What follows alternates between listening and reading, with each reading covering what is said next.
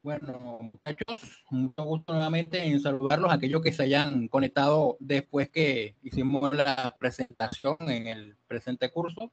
Así que bueno, el tema que nos toca exponer en el día de hoy, que quiero compartirles a todos ustedes, es el tema relacionado con el consentimiento informado y aquellos relacionados con lo que actualmente se ha manejado en la jurisprudencia, tanto del Consejo de Estado, donde se aborda un poco más el tema en civil, y por parte también de la Corte Constitucional, donde recientemente dictó una sentencia donde abordó en forma casi que quiso legislar acerca del tema del consentimiento informado y también unos aspectos procesales acerca de en qué jurisdicción y en cuál puede ser el juez competente donde debemos tramitar las demandas por responsabilidad médica en caso de que se nos vulnere el consentimiento informado por parte del médico tratante.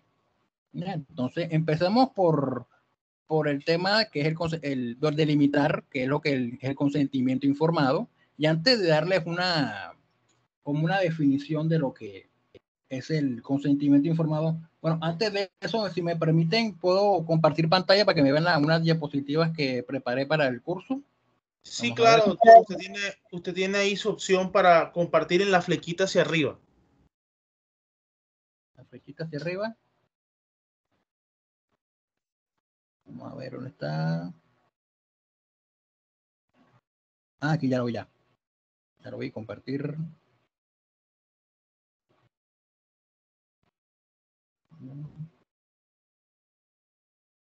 A ver, aquí.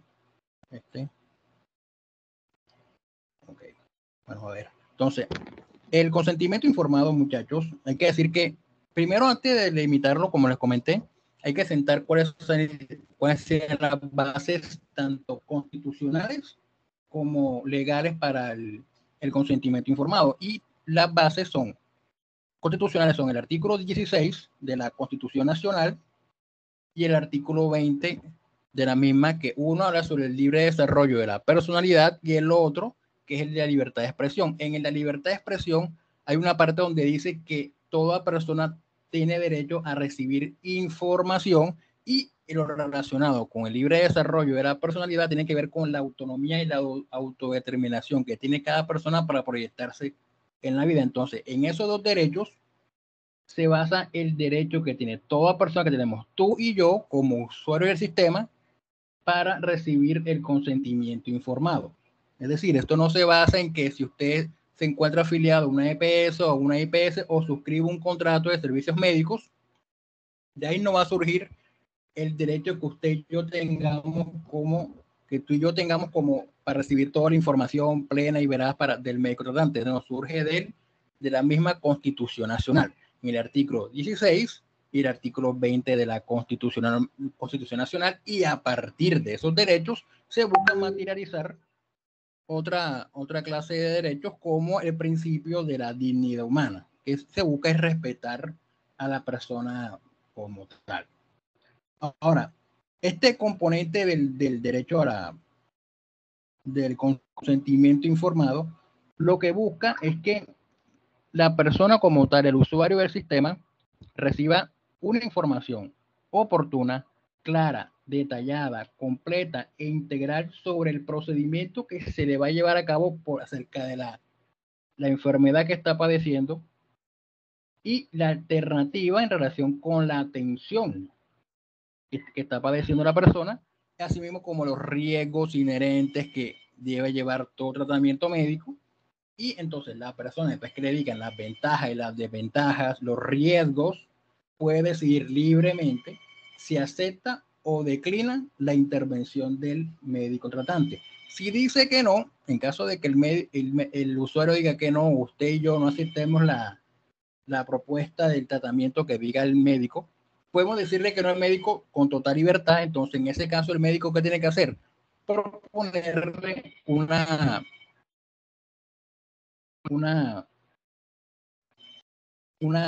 alternativa, ya sea medicina natural o ya sea decirle, bueno, acá en Barranquilla, supongamos en Barranquilla no está el tratamiento médico, no están los equipos médicos, los insumos médicos, pero en tal ciudad, ya sea Bogotá, Medellín, Cali, en cualquier parte, si están los médicos, si están los equipos médicos, los insumos médicos, puede trasladarse a esa ciudad si usted lo requiere y brindarle esa oportunidad, porque en caso de que no le brinde esa oportunidad, se podría verse abocado el galeno, el médico tratante, en una culpa por vulnerar el consentimiento informado, por no decirle al paciente que existía una alternativa para el tratamiento de la enfermedad que está padeciendo y que se pretende tratar en debida forma. ¿Ya? Entonces, ahí sale todo el tema del consentimiento informado, de la actividad que debe realizar el médico tratante y todos los especialistas en la materia para poder llevar a cabo, solucionar la enfermedad que padece la persona como tal. Y vuelvo y le reitero, el consentimiento informado no se deriva de que usted y yo firmemos un contrato de afiliación o el formulario de afiliación a una EPS o una IPS, de ahí no surge, ni tampoco del contrato que usted y yo firmemos con medicina prepagada o con un seguro médico. No, surge de la misma Constitución Nacional que habla sobre el derecho a la libertad de expresión que tenemos tú y yo de autodeterminarnos, de decidir si aceptamos o no el tratamiento que el médico tratante nos está proponiendo. ¿Ya? Entonces de ahí surge. En caso de que se incumpla, que nos vulneren el consentimiento informado, tanto el médico tratante como la EPS o la IPS que nos esté tratando, pueden verse abocados en una culpa. En este caso sería una responsabilidad extracontractual, que ya hablaremos más adelante acerca de eso, acerca de los tipos de responsabilidades y ante quién se debe interponerse las demandas para el tema. Y en caso de que firmemos un contrato de seguro médico, un contrato de medicina prepagada y nos vulnere o nos incumpla en el contrato, ahí tanto la EPS como el médico tratante se verán abocados a un tipo de responsabilidad contractual médica. ¿Ya? Entonces, doctor Hugo, qué pena que lo interrumpa, para que esté muy atento, que a veces los estudiantes utilizan el aplicativo para alzar la mano para que usted también le otorgue las palabras para que ellos puedan intervenir. Ok, listo. Muchas gracias, Jairo. Por aquí una mano levantada de la señorita Alejandra Castañeda. Buenos días, profesor. ¿Sí? Buenos días, Alejandra. Le quería hacer una preguntita. Diga. Pues de acuerdo a su explicación, ya tengo claro que la existencia del consentimiento informado pues forma parte de las obligaciones que asume el médico y también forma parte de su buen hacer, actuar diligente y bueno, todo ese cuento. Pero mi pregunta es, ¿qué consecuencias tiene su falta? O sea, ¿me indemnizaría a mí si no lo firmé? La falta del consentimiento informado. Ajá. Bueno, en caso dado de que, bueno, creo que lo acabamos de decir al final, pero bueno, lo repetimos nuevamente. En caso de que el médico tratante no nos diga no nos dé la oportunidad de informarnos acerca del tratamiento que nos va a llevar a cabo, él puede verse abocado en una culpa, ¿ya? Una culpa que puede generar un tipo de responsabilidad a cargo de él y de la EPS donde él se encuentra escrito, que sería un tipo de responsabilidad extracontractual que debería llevar, que para buscar el resarcimiento de ese perjuicio, habría que presentarse una demanda que ya veremos más adelante en qué parte hay que presentar la demanda de medida forma. ¿Ya? O sea que la falta de consentimiento informado por sí misma no da derecho a una indemnización. No, sí, claro, sí da derecho a una indemnización, porque como veremos más adelante, el consentimiento informado como tal, ya por la jurisprudencia tanto del Consejo de Estado como de la Corte Constitucional, lo han colocado como un derecho, como un daño autónomo diferente al perjuicio que cause el acto médico como tal. O sea, la simple falta de que el médico tratante no nos dé toda la información completa y detallada acerca del tratamiento que nos van a llevar a cabo, esa simple falta ya genera un tipo de responsabilidad, y ese tipo de responsabilidad, si la llevamos a acreditar, a probar, genera que tanto la EPS como el médico tratante nos tengan que indemnizar, y lo que ha dicho el Consejo de Estado es tasarlos como perjuicios morales, ¿ya? Entonces, sí. Ok. Entonces, en el caso que se haya materializado un riesgo asociado a la intervención que debió ser informada y no se hizo, o más que todo en aquellos casos en los que aún habiéndolo informado, o sea, este se considera todo defectuoso o incompleto en ese punto, o sea, el paciente sí tendrá derecho a ser indemnizado por ese motivo. Claro, exactamente. Ok. Si no hubo consentimiento, tiene derecho a que indemnicen al paciente. Y si hubo consentimiento, pero, ¿vas a decir algo? Sí, ya, perfecto. Ok, muchas gracias. Entonces, cualquier otra pregunta, ya saben, alcen la mano y para estar pendiente para resolver todas las. Bueno, muchas gracias, profe.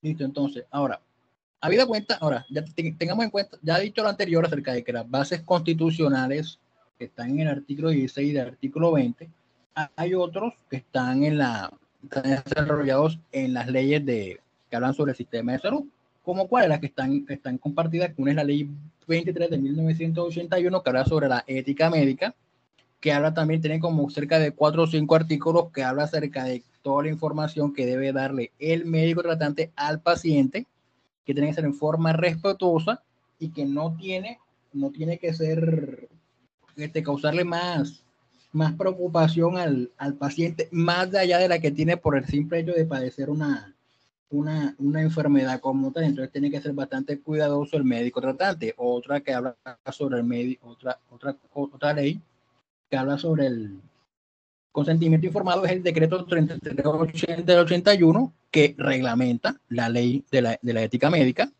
También tenemos artículos que regulan el tema del consentimiento informado. Como para ser más preciso, les voy a buscar los artículos, acá los tengo anotados en una libreta, que habla sobre los artículos que hablan sobre el consentimiento informado en cada una de esas, en sus leyes, para que los apunten para por más adelante tengan base para con qué reclamarle al paciente al paciente no, al médico tratante por la falla.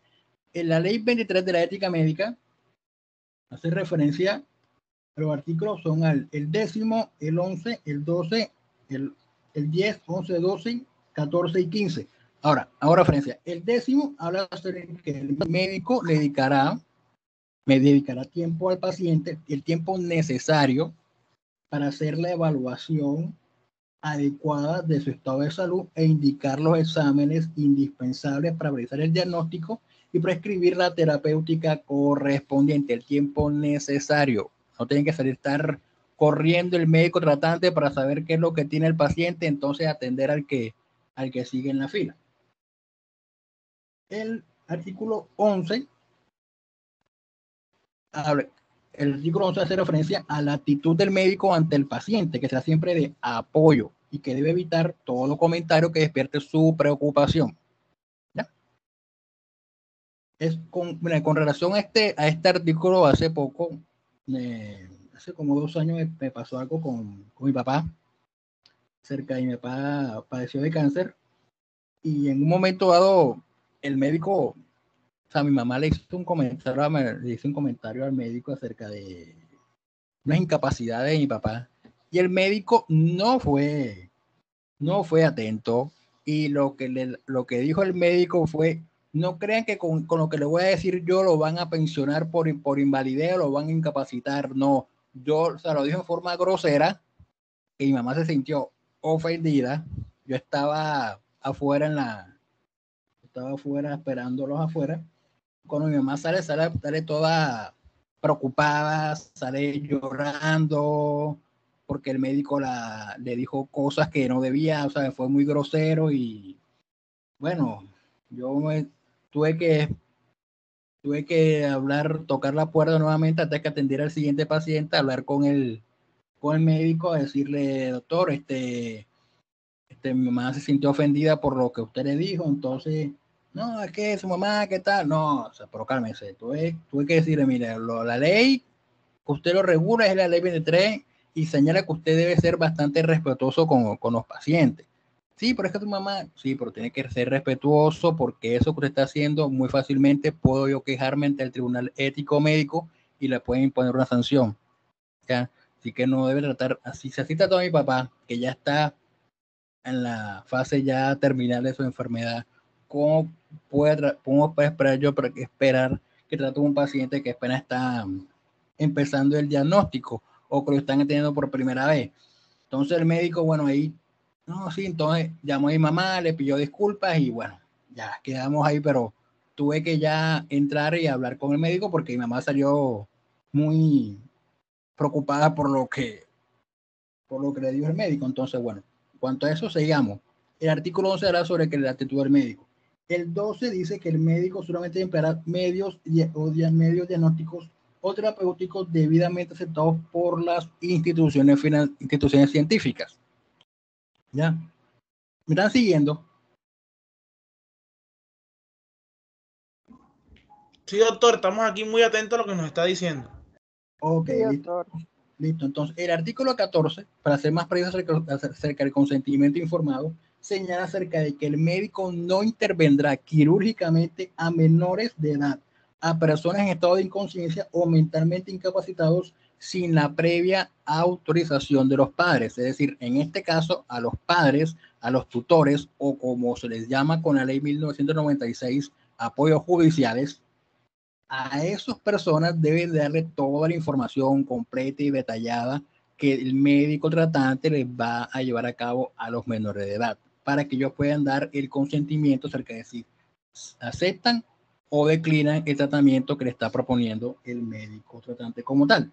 Ahora, sigamos, para no alargarme, el decreto 3380 del 91 que reglamenta la ética médica también señala el artículo 9, el 13, el 14, y hablan acerca del consentimiento informado. El 9 dice que habla sobre los riesgos injustificados a que no pueda ser sometido el paciente.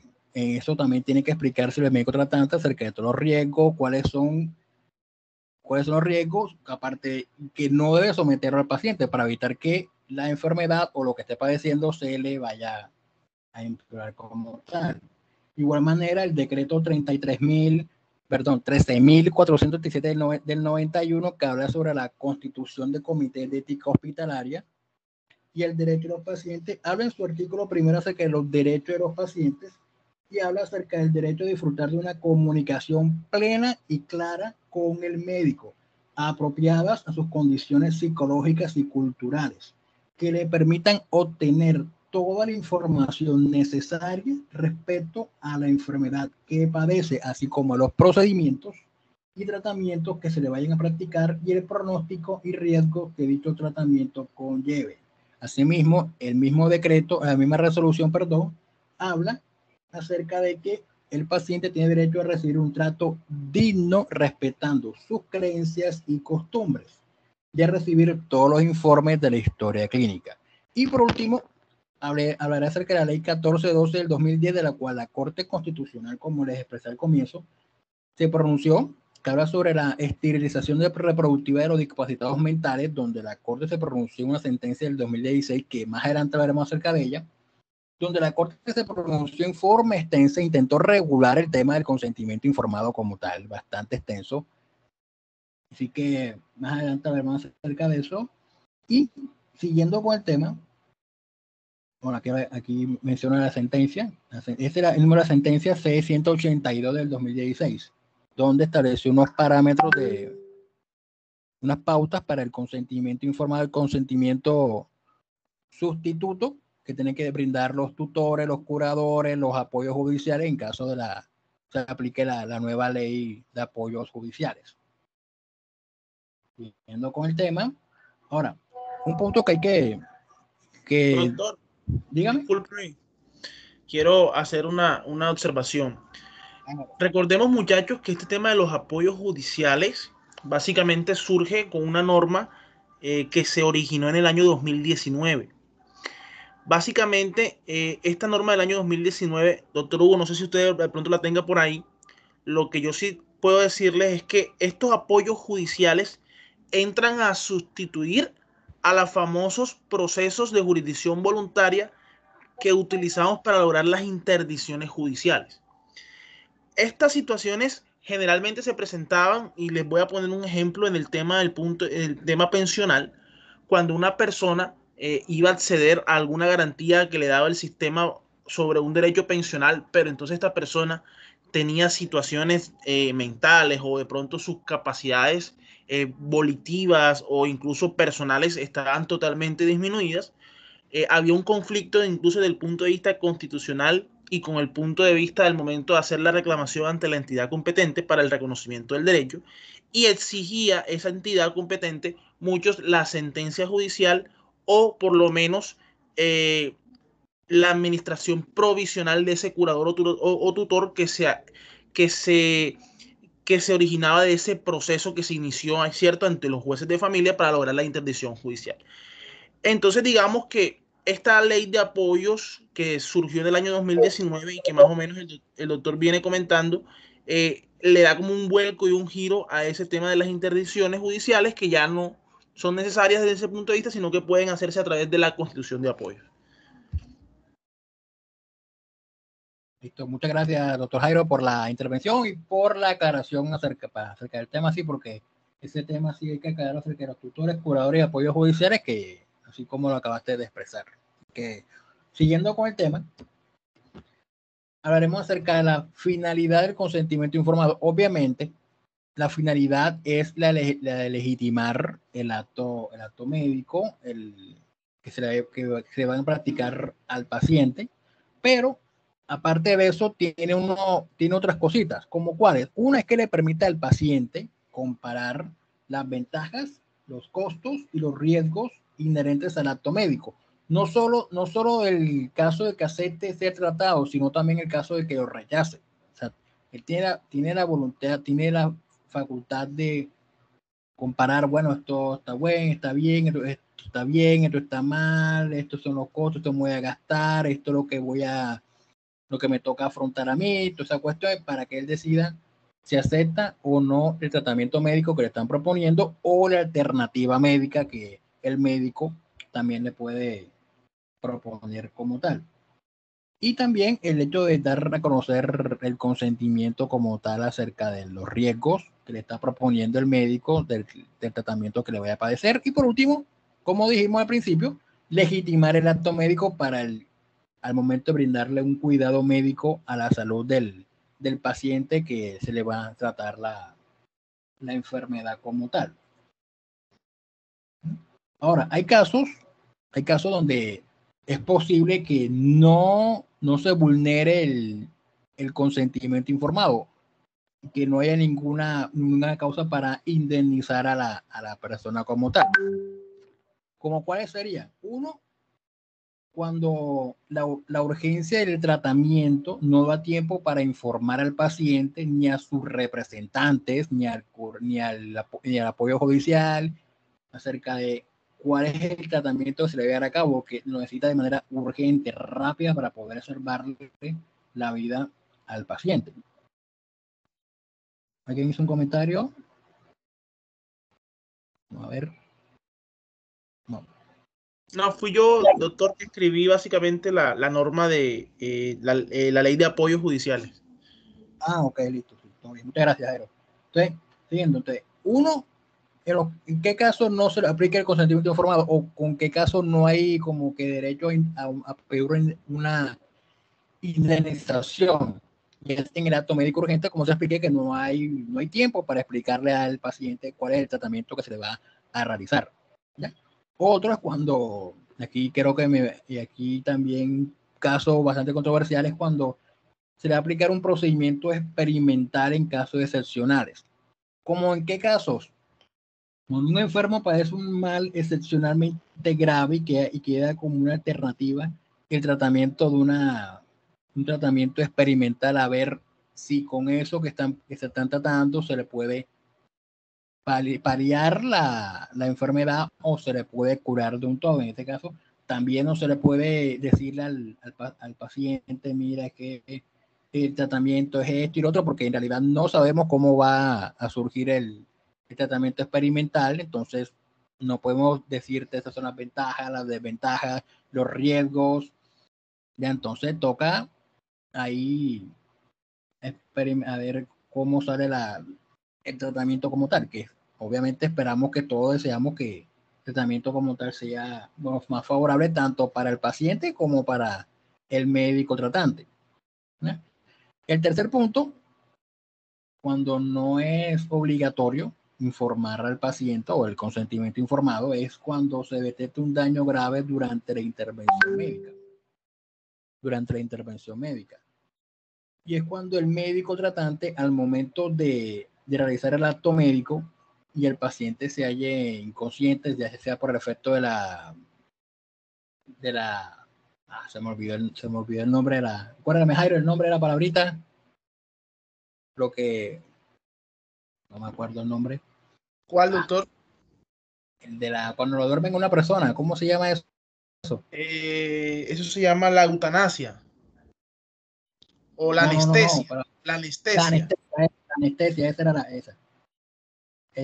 Cuando una persona está anestesiado, entonces viene el médico durante el acto médico, el acto quirúrgico o el procedimiento, entonces detecta un nuevo daño, entonces en ese momento tiene que actuar lo más pronto posible para salvarle la vida a la persona. En ese momento no es obligatorio tampoco de informar al paciente, porque está en juego también la vida de la persona, entonces tiene que actuar rápidamente para poder salvarle la vida. Ya después, cuando salga del acto médico, entonces ahí sí le informan al paciente que lo que sucedió durante el acto médico, surgió esto, tal, le explican todos los pormenores del asunto y lo que tuvo que hacer el médico para poder salvarle la vida o para impedir que las cosas surgieran a mayores, ¿ya?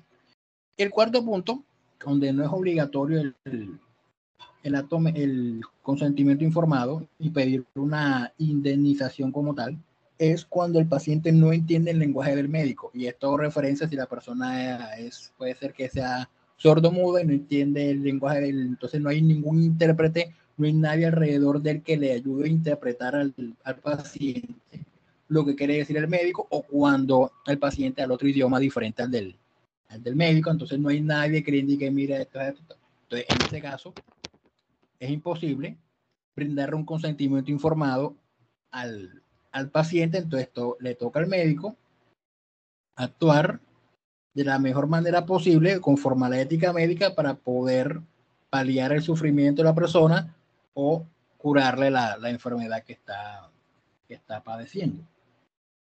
Y por último, en cuanto a este punto como tal, es que la información como tal, conforme a lo que dijimos en la sentencia, que he reiterado varias veces, que la sentencia C-182 señaló la Corte que la información como tal debe ser clara, leal y apropiada en un lenguaje claro, sencillo, preciso,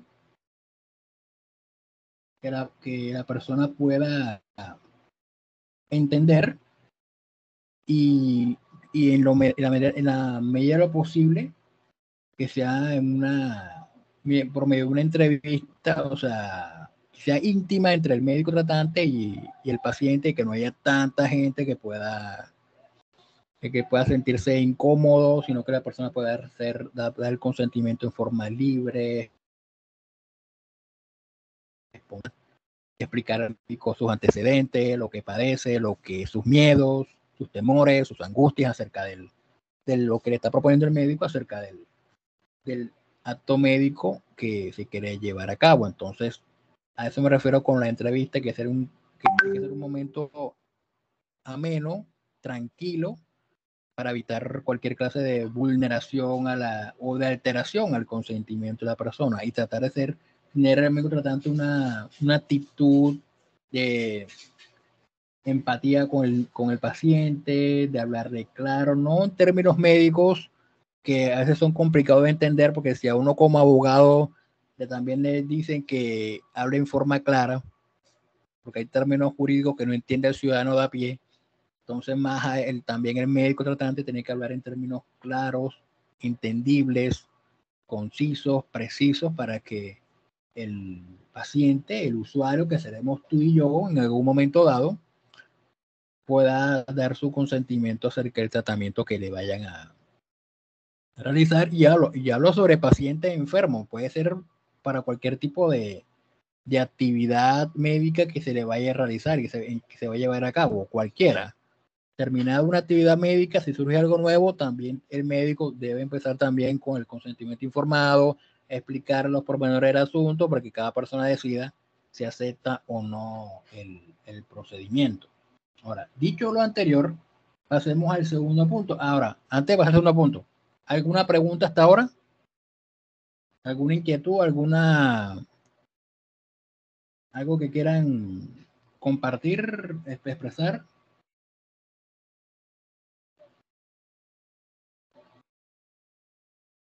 Bueno, doctor, yo también he estado muy atento a su intervención y básicamente, pues, a manera de conclusión y como aporte también a la clase, lo que puedo decir es lo siguiente.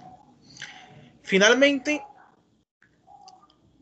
este derecho de información que tiene el paciente es fundamental al momento de que se ejecute el acto médico. ¿Por qué se lo digo de esta forma? Porque solamente o desde el punto de vista en que el paciente tenga claro cuáles serán los aspectos tanto positivos como negativos de la intervención, esta persona de forma voluntaria podrá tomar una decisión si realizarse o no una intervención o un procedimiento o aplicar un tratamiento. Recuerden cuando hablábamos del acto médico y hablábamos de todos los pasos, incluso hablábamos del diagnóstico, rehabilitación, que son aspectos totalmente diferentes y que incluso puede surtir responsabilidad civil médica, ya sea a través de un acto de diagnóstico o ya sea a través de un acto en el cual se receta o se prescribe algún tipo de procedimiento, fórmula médica, entre otros aspectos, ¿cierto? Entonces, esa libertad que tiene el paciente de primero conocer cuál es el procedimiento, cuál es el tratamiento que va a adelantar y que una vez él esté totalmente informado pueda decidir de forma voluntaria y sin ningún tipo del vicio del consentimiento manifestar que quiere realizar el procedimiento o en su defecto que no quiere realizarse el procedimiento o el tratamiento médico realizado. Por eso es que entonces el doctor nos hablaba de las bases constitucionales y nos decía que finalmente este punto desarrolla ese principio fundamental o ese derecho fundamental del libre desarrollo de la personalidad.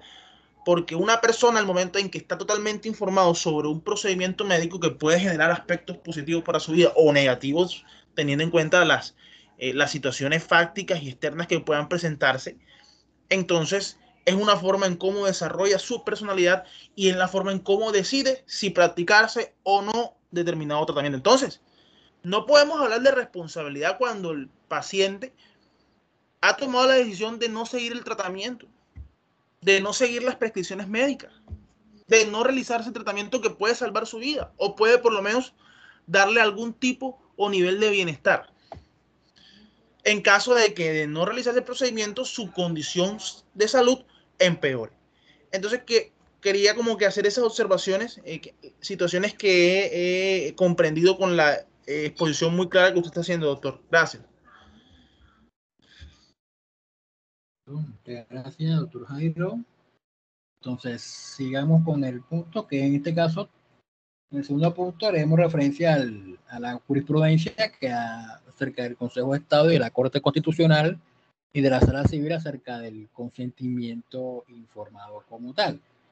Y en Colombia vivimos un país de leyes y un país donde abunda bastante la jurisprudencia acerca de muchos temas en cuestión, y en especial el tema del derecho a la salud. Hay mucha jurisprudencia, tanto de la sala civil, sala laboral, Corte Constitucional y del Consejo de Estado en la sucesión tercera, cuando ha tocado temas de responsabilidad médica como tal.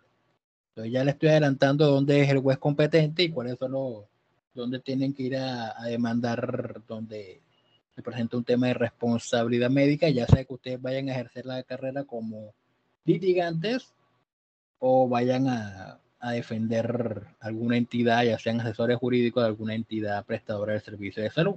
Ya, entonces, en Colombia existe mucha jurisprudencia acerca del tema, tanto sala civil, repito, todo lo de las altas corporaciones de justicia y también de tribunales superiores por la falta de información al paciente sobre su estado de salud, el tratamiento que se le va a seguir y los riesgos del acto médico. Por ejemplo, yo lo sinteticé en 4, pero puede haber innumerables casos que se le va a presentar en el día a día cuando una persona, un ciudadano de a pie les vaya a consultar. Y puede ser el daño por ausencia del consentimiento como daño autónomo, como lo expliqué, o como sí, lo expliqué hace unos minutos acerca del daño autónomo cuando creo que creo que alguien preguntó, sí, creo que fue Alejandra la que preguntó acerca de que si no le daban el consentimiento informado, ya eso ya genera un daño como tal en la libertad del paciente y puede pedir que le resarzan ese daño pidiendo una indemnización como tal. El solo hecho de que no haya consentimiento informado. ¿Ya?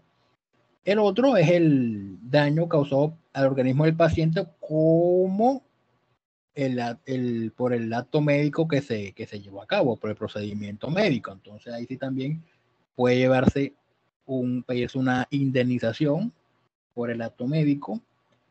Hay que tener en cuenta también la obligación del médico, que en este caso serían obligaciones de medio y no de resultado, donde el médico se compromete a ejecutar todas las labores en su sano juicio para llevar a cabo el procedimiento médico y llevarlo a feliz término. El otro es la pérdida de la oportunidad por ausencia en el consentimiento informado, que ya lo explicaremos más adelante acerca de cuando no se le da la oportunidad a la persona de conocer que existen una serie de alternativas o una serie de procedimientos diferentes a lo que le están proponiendo el médico tratante para poder paliar su enfermedad o por poder sanarla completamente. Y lo otro es la prueba del consentimiento informado, que la Corte Constitucional en la sentencia que ya he hecho reiteradas veces, que a donde se habló acerca del consentimiento informado en forma extensa y señaló unos criterios donde debe tener todo médico tratante para entender que y probar en un probable juzgado o tribunal, demostrar que sí le dio toda la información al paciente o a los representantes en caso de que haya un consentimiento sustituto. ¿Ya?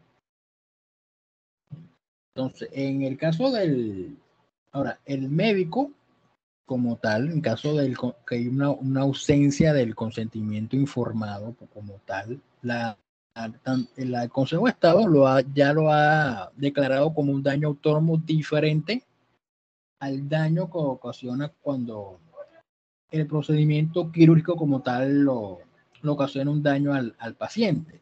Ya lo ha tratado como un daño autónomo, que es cuando o sea, hay, independientemente de que haya o no un daño al paciente, ya la falta de consentimiento informado genera una especie de responsabilidad por la violación al derecho fundamental, al derecho informado del paciente a recibir toda la información de las ventajas, las desventajas, los riesgos, y que él pueda decidir libremente si se aplica el tratamiento que le están proponiendo o la alternativa como tal. Y eso lo explicó una sentencia del Consejo de Estado, que fue el año 2017, donde recordó una que expidió en el año 2004, la 2014, la misma sección tercera, donde habló acerca de dos cosas: el daño autónomo por ausencia del consentimiento informado como tal y el daño que ocasionó el acto médico al paciente.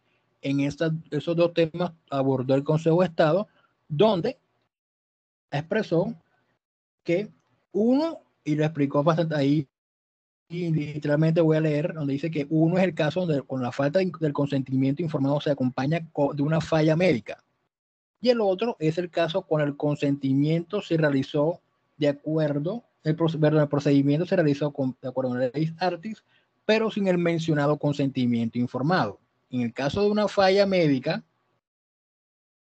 genera una responsabilidad al cuerpo médico por el daño derivado de la falla médica y además debe indemnizar el perjuicio moral derivado de la falta de ausencia de consentimiento informado. Ahora, si todo el procedimiento se llevó a cabo de acuerdo con la ley de ética médica, conforme a lo que establecen los procedimientos médicos, pero no hubo una decisión libre por parte del paciente a decir, bueno, voy a aceptar este tratamiento médico. En este caso, el Consejo de Estado aceptó esto como un daño o una lesión al mencionado derecho a la autodeterminación de la persona, de la cual sale el artículo 16 de la Constitución Nacional, que hace referencia al libre desarrollo de la personalidad y menoscabó la dignidad humana de la persona, y eso genera un perjuicio indemnizable de carácter moral. En ese caso, habría que irse a las mismas sentencias del Consejo de Estado, no a esta, sino a otra sentencia del Consejo de Estado que se editaron en el 2014, una serie de sentencias de unificación que editó el Consejo de Estado en esa época, donde tasó los perjuicios morales. Entonces habría que ver si al paciente cuánto le corresponde, si son 1.000 salarios mínimos, si es familiar, cuánto le corresponde, si es a la mamá, al papá, al hijo. Entonces, el Consejo de Estado señaló cuánto le corresponderían por perjuicios morales, por daños, por la simple ausencia del consentimiento informado, que fue la pregunta que me hicieron hace unos minutos atrás. Entonces, ahí el solo hecho también genera un perjuicio a la EPS y también al médico tratante como tal. Asimismo, la Sala Civil de la Corte Suprema, en una sentencia también del año 2017, manifestó lo que ya venía diciendo la Corte Constitucional desde antes, donde señaló o ellos aceptaron el criterio de la Corte Constitucional, donde manifestaron la calidad de principio autónomo de la ausencia del consentimiento informado, así como que la falta del mismo generaba la culpa en el médico. Entonces, vuelvo y reitero, la sola ausencia del consentimiento informado genera un perjuicio que puede ser indemnizable como perjuicio moral. Entonces, en ese caso, habría que, para tasarlo y pedírselo al juez, que más adelante veremos cuál es, pero ya tienen una idea de cuál es, por la sentencia que la estoy mencionando, cuál es el monto por lo cual se debe condenar a la entidad a pagarle, ya sea al paciente como tal o a sus familiares.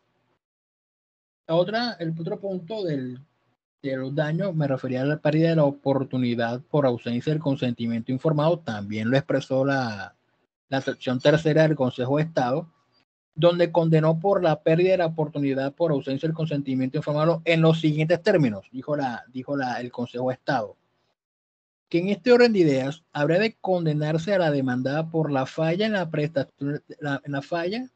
la prestación del servicio médico, que si bien no consiste en alguna falencia en la atención oportuna, diligente y científica, sí tiene que ver con la omisión en el deber de información al paciente como daño autónomo, hecho que le impidió optar por someterse o rechazar la intervención quirúrgica y con ello perdió la oportunidad de no resultar afectado por una intervención que pudo haber aceptado o no. ¿Ya? Entonces, como no se le dio la oportunidad de aceptarlo, el médico omitió darle toda la información, perdió la oportunidad de decir, hombre, sí, hágame este tratamiento o no, declino y me voy por la alternativa médica que me ofrece el médico. Entonces, al ver eso, esa pérdida de oportunidad también genera un daño indemnizable tanto al médico como a la EPS. Y otro punto es el tema del la prueba del consentimiento informado. Aquí se invierte la carga de la prueba. Aquí quien tiene que probar que hubo consentimiento informado es el médico tratante, no el paciente o los familiares como tal. Porque el paciente lo que va a decir es que no hubo consentimiento informado, entonces ahí se invierte la carga de la prueba, ahí se aplica lo que el Código General de Procesos señala como carga dinámica de la prueba, y a él, que tiene la facultad más fácil de demostrar si hubo o no consentimiento informado. Entonces tiene que demostrar no solamente aportando al proceso que hizo firmar al paciente o a los familiares un documento que diga consentimiento informado, que aparece nombre, identificación, cédula, y marca con una X aquí, y al final cédula y la huellita.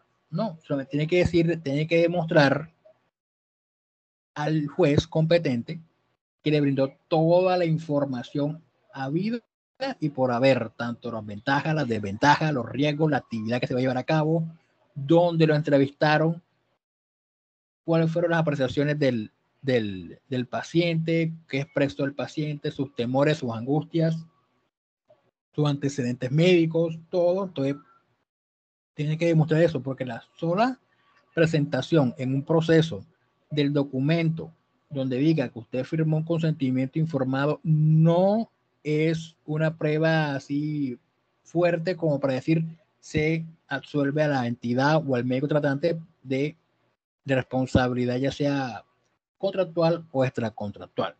Ahora, la Corte, obviamente, en la sentencia, cuando analizó en forma extensa el tema, exigió que el consentimiento informado fuese por escrito. Aunque, sin embargo, al mismo tiempo, la misma Corte señala que habrá casos imposibles donde surja el consentimiento informado. Pero en este caso, en la mayoría de casos, el médico tratante o la EPS debe demostrar toda la información que le brindó al paciente, que le brindó a sus familiares, no solamente demostrando que firmó un documento. La sola llenada del formulario no es simple, no va a obedecer a que se absuelva la EPS. Tiene que demostrar toda la información, que se le brindó toda la información, los riesgos, las alternativas. Si dijo que no, cuáles fueron las alternativas que se le brindó al médico tratante. Si dijo que sí, que cuando empezaron, que expresó, todo tiene que demostrarlo ante el juez competente para que absuelva a la entidad y al médico tratante de indemnizar a los familiares como tal. Y ahora, para terminar en este punto, a ver, no, todavía no voy a terminar, este punto. Y es que, bueno, en cuanto a la prueba, sí, porque faltaba ese punto, aunque ya lo adelanté, la Corte en la sentencia, cuando se pronunció en forma extensa acerca del consentimiento informado, donde se demandó una norma que hablaba sobre la reproducción de los discapacitados mentales. Ese era el tema en cuestión de la sentencia de la Corte Constitucional, la demanda la norma que fue objeto de demanda, y la Corte, aparte de pronunciarse acerca del consentimiento sustituto del tutor o del apoyo judicial del discapacitado mental en forma relativa, también se pronunció acerca del consentimiento informado, dio unas pautas bien interesantes y señaló que el consentimiento informado, para poder satisfacer, si eso es lo que debe demostrar el médico tratante, vuelvo y reitero, aquí la carga de la prueba se invierte, no es el paciente ni el familiar lo que tienen que demostrar que hubo consentimiento informado, es el médico tratante el que debe de decir que hubo un consentimiento informado y qué debe probar, que fue libre, a medida que el sujeto debe decidir sobre la intervención sanitaria sin coacciones ni engaños. Por eso les dije hace unos minutos que debe ser en forma de una entrevista, en un entorno cómodo, con empatía con el médico, con el paciente, donde él tenga la libertad de expresar sus miedos, sus temores, sus angustias, sus antecedentes, para que él pueda decir, hombre, sí, hágame el tratamiento, o no declino el tratamiento y brindeme otra alternativa médica. Y también la alternativa médica también debe brindar ese consentimiento de empatía en un lugar cómodo donde él decía, hombre, bueno, sí, acepto esta alternativa médica o me voy por otro lugar y entonces ya.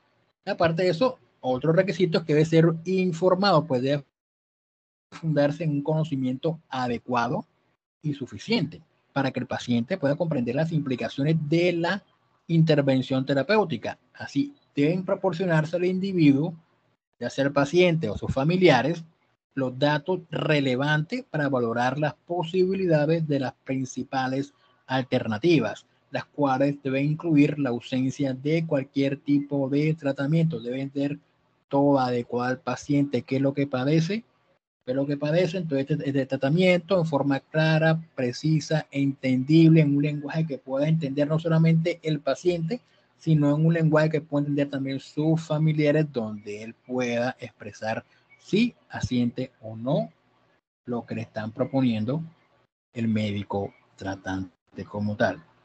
Y en ciertos casos, de la misma Corte Constitucional señala que en ciertos casos el consentimiento debe ser cualificado. En efecto, entre mayor sea, dice la Corte, entre mayor sea el carácter extraordinario, invasivo, agobiante,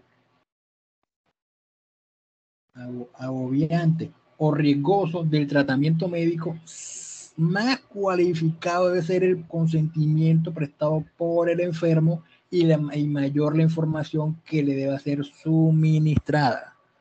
Ya ven, entonces por eso le dije que la llenada de la presentación del simple formulario, del documento, diga, consentimiento informado, firma aquí, ponga su huella acá, ponga su nombre acá, edad, estado civil, si es profesional, si es bachiller, eso no simplemente, eso simplemente no